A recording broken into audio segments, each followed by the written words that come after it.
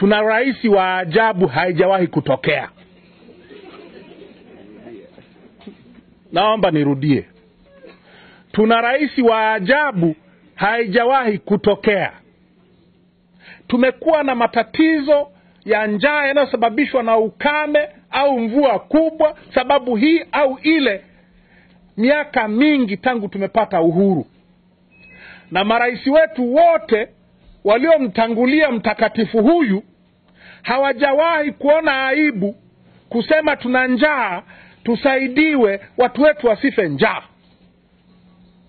Huyu ni wa kwanza.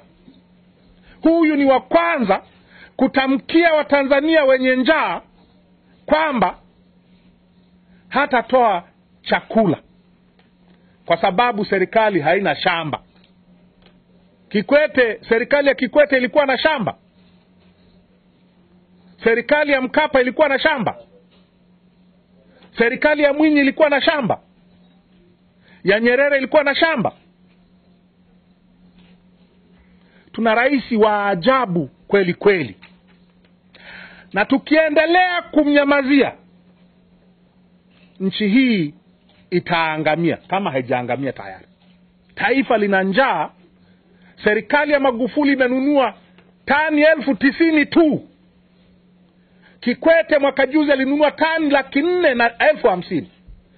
Magufuli amenunua tani 90,000 tu. Tunakabiliwa na upungufu wa chakula. Watu wana njaa, kuna ukame, mifugo inakufa. Rais anasimama hadharani anatoa kauli za ajabu ajabu namna hiyo. Mkimnyamazia nyie waandishi wa habari na wanaomiliki vyombo vyenu, haya maafa yatakayowafika Watanzania, damu hiyo ya Watanzania itawahusu vile vile. Nilisema siku moja rais huyu kwa mambo yake anastahili kupingwa na kila Mtanzania mwenye akili.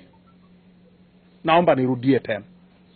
Kwa hiki tena na cha juzi cha Kagera, rais huyu anastahili kupingwa na kila Mtanzania mwenye akili.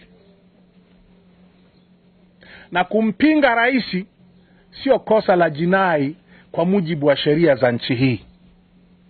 Kwa naposema apingwe, sijakosa lolote kwa mujibu wa sheria za Tanzania.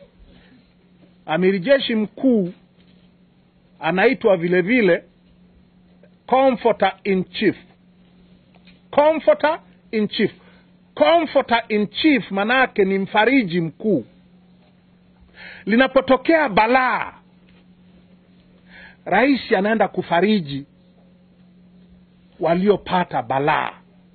Ndio maana ya Comforter in Chief. Unaenda kufariji waliokufa, waliofiwa. Kwa sababu kazi yako sio tu ya kuamuru, kazi yako vile vile ni ya kuwapa watu matumaini. Magufuli wetu anadhani kuwapa watu matumaini, kuwafariji watu ni dhambi. Anafikiri kutukana watu waliopata maafa, kukejeli watu wenye maafa, kukebehi watu waliofiwa, anafikiri huo ndio kusema ukweli. Anajiita msema kweli na amesema ni mpenzi wa Mungu. Mpenzi wa Mungu huyu